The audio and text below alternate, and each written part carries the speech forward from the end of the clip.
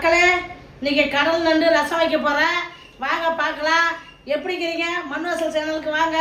இன்னைக்கு என்ன எப்படி செய்யறதுன்னு பார்க்கலாம் வாங்க.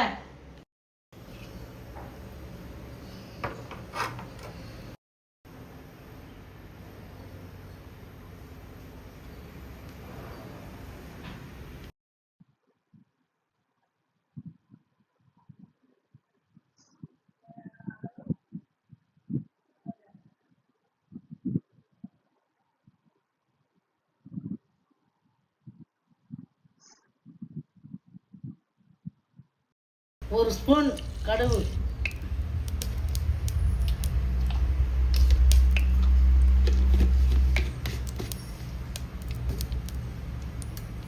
ரெண்டு காஞ்சி மிளகாய், கறிவேப்பிலை,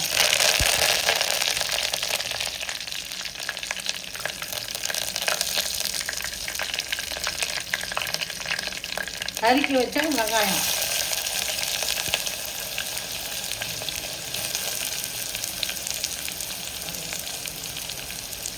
வதக்கிறதுக்கு கொஞ்சோண்டு கல் உப்பு,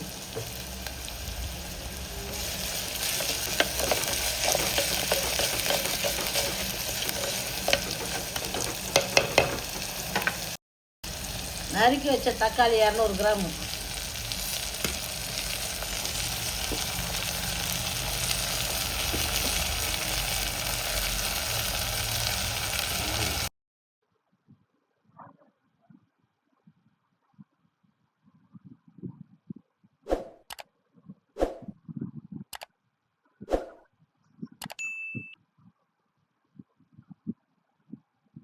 ஒரு ஸ்பூன் போட்டுக்கலாம்.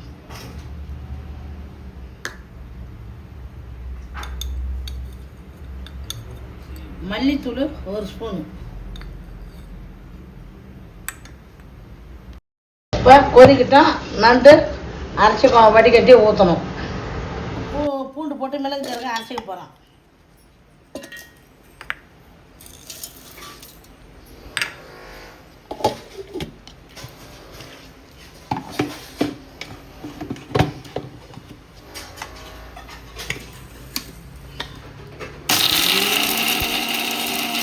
மிளகு சீரகம் பூண்டு எல்லாம் போட்டு அரைச்சி ஊற்றுறோம் ரசத்துக்கு. மஞ்சத்தூள் போட்டு வச்சுருக்கிறேன். மஞ்சத்தூள் போட்டு க்ளீன் பண்ணிட்டு நண்டு அரைச்சி ஊற்றணும் ரசத்துக்கு.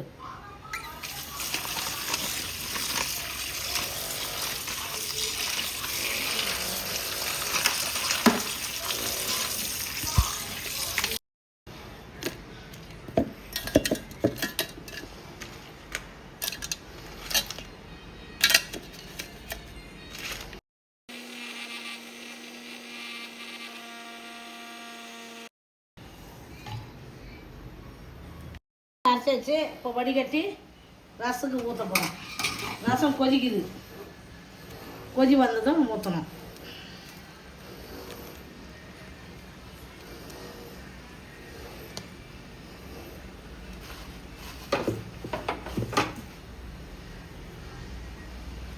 ஓடு இறங்கக்கூடாது. ஓடு இறங்கினா வயிற்றுல போகும்.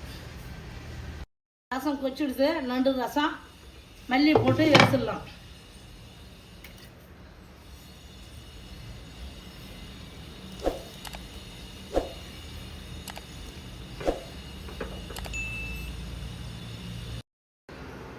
இன்றைக்கி மண்வாசல் சேனலில் நண்டு ரசம் வச்சுருக்கிறேன். இந்த நண்டு ரசம் சளிக்கு நல்லது. இதை ரசமாகவும் சாப்பிட்லாம், சாதத்துலையும் போட்டு சாப்பிட்லாம், சூப் மாரியாகவும் இந்த ரசத்தை குடிக்கலாம். இதுக்கு தான் சளியெலாம் நல்லா சரியாகும். அதுக்காக இதுமாரியே நீங்களும் வச்சு சாப்பிடுங்க. உங்கள் வீட்டில் நல்லா சாப்பிடுங்க, நல்லதே சாப்பிடுங்க. சாப்பிட்டு பார்த்து எப்படி இருக்குன்னு சொல்கிறேன்.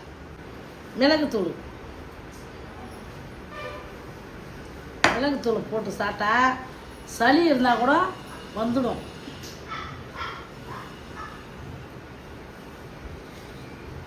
இதுமாரி நாட்டு நண்டு கிடைச்சா இதுமாரி ரசம் வச்சு சாப்பிட்லாம். குழந்தைங்களுக்கு பெரியவங்களுக்கு எல்லாருக்குமே சளியெல்லாம் சரியாகும். இது சாதத்துலேயும் போட்டு சாப்பிட்லாம். சாதத்தில் போட்டால் மிளகா பொடி கூட போடணும். மிளகாத்தூள், வீட்டு மிளகாத்தூள் போட்டு கெட்டியாக வைக்கணும் குழம்பு. இது சூப் மாரியே வச்சு சாப்பிட்ணும் சளிக்கு.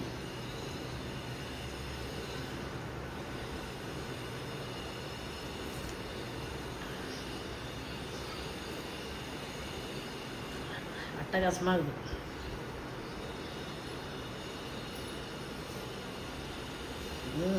சூப்பராக இருக்குது. நீங்களும் உங்கள் வீட்டில் வச்சு சாப்பிடுங்க.